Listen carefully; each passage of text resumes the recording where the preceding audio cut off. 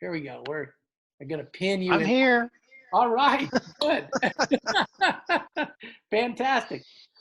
I was hunting around for you just a little bit, but gosh, wasn't Mike's music good? Some good music songs. Oh, I love it. Yeah, it was great. Um, let's see. I am blessed to know a lot about you, and I know that you, of course, you've been a public speaker for a lot of years, but you've only been a storyteller for about a year, Yep. which I remember. I think it was the first time I heard you tell a story was at the Georgia Mountain Storytelling Festival. Yeah, I think so. I think that was a story there, and then um, you were a professional photographer and a graphic designer and a pilot, and you're an animal lover and a nature lover, and you got so many things, all kinds of things going on there. But today you're going to share a story with us that you put together, and I'm going to not tell people the title of it. I'm just going to let you tell the story. Okay. All right. Oh, thanks, Canute. I was born in Montreal, Quebec, Canada, and was raised about 40 miles north of there, a little rural town. And the company that my dad worked for used to send him on these business trips to help facilitate new computers and things. And this was back in the 60s. And when I was about 10, he had one of these business trips, and they sent him to Whitehorse out in the Yukon. Now, Whitehorse is about, from where I'm sitting, it's about 3,700 miles. It's way on up there in northern Canada, and the weather during the wintertime is extremely cold, and that's where we went. And when we went, it was from October to April. It's not unusual for the temperatures there to get to 60 below zero, and with wind chill factors into the triple digits below zero. And I knew I was in for a real adventure going up there for 6 months.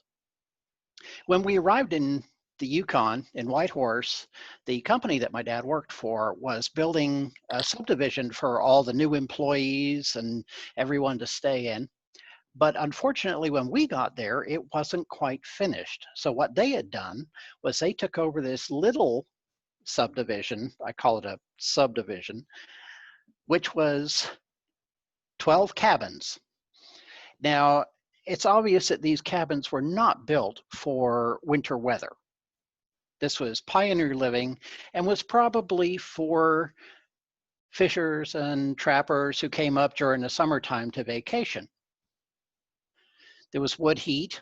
There was an old wood stove. I mean, the kind of wood stove for cooking where you take the lids off the top, pile the wood in, and then wait for it to heat up so that you could cook stuff.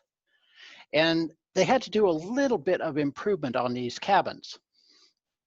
Now, for wintertime living, survival, of course, was important. So what they did was they got these huge ropes, and I'm talking the kind of ropes that they use in ski resorts to haul people up a hill.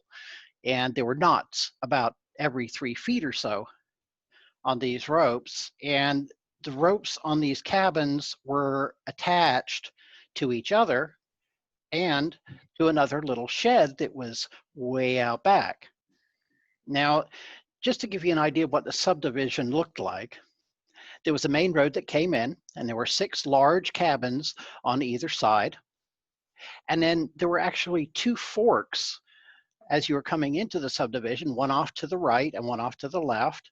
And the one off to the right had 6 sheds, much smaller than the cabins, but definitely almost large enough to live in.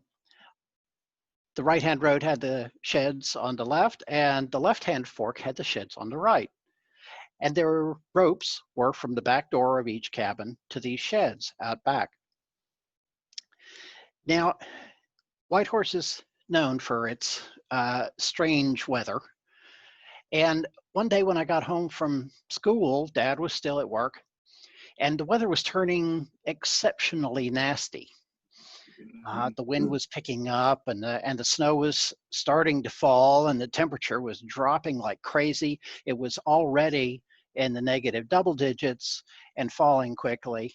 and the snow was starting to pick up, and the snow got so hard it was whipping sideways where I looked out the window and I couldn't even see the driveway from the window, which was only about 10 feet away.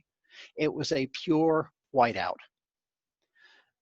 So, me being the adventuresome type, I decided to try out the rope navigation system in the middle of the whiteout, since that's what it was meant for. So I gathered all my clothing together and started putting everything on. And for that kind of weather, you really need to dress up, layer after layer after layer, and think Michelin Man with snow boots. So I got all my clothes on, headed out the back door, out the storm door, and down the steps into the whiteout, grabbed a hold of that rope, and started going hand over hand towards the shed. Now, I started counting the knots because I knew there were 12 knots between me and the shed. So I got to 4, 5, 6. All of a sudden, a gust of wind hit me, nearly blew me off the rope. But I just kept persevering. I got 7, 8, 9, still could not see the shed.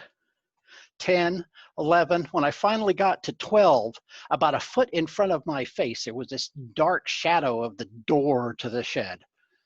So I reached out with my hand and I pulled the door open, had to really yank hard to get it open. There was so much snow on the landing at that point, and I fell inside to the cabin. Now, I had to get myself up. The wind grabbed the door, slammed it against the side of the cabin. I actually had to go back outside, grab the rope with my left hand, reach around for the handle of the door with my right, and bring it back in and slam it closed. And I finally was safe inside the shed. Now, once I was in there, I started taking some of my outer clothing off, even though it was freezing in there. There was no heat in this shed, and started preparing myself for what I had to do next, which was placing my bare behind on a flip down wooden seat. And I have a question about outhouses.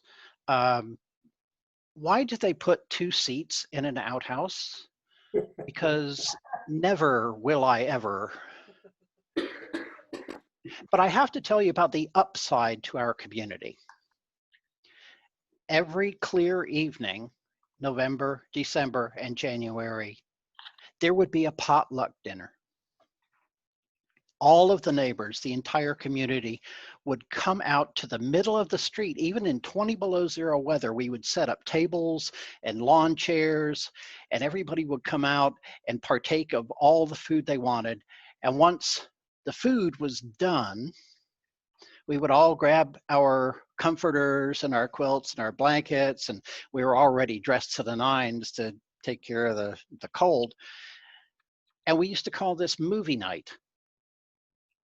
Again, everyone would fill up on whatever food there was and snuggle up in their lawn chairs, sit back and watch the show, because every clear night during those months, the whole neighborhood would get together in the middle of the street to watch the aurora, the best real life movie that nature has to offer. And that is what I call an adventure. Thank you. Great. Down there. Let's see. Understand? Get up here. Unpin you. Thank you so much. That was a great story. Great story, Alex. Thank And you all.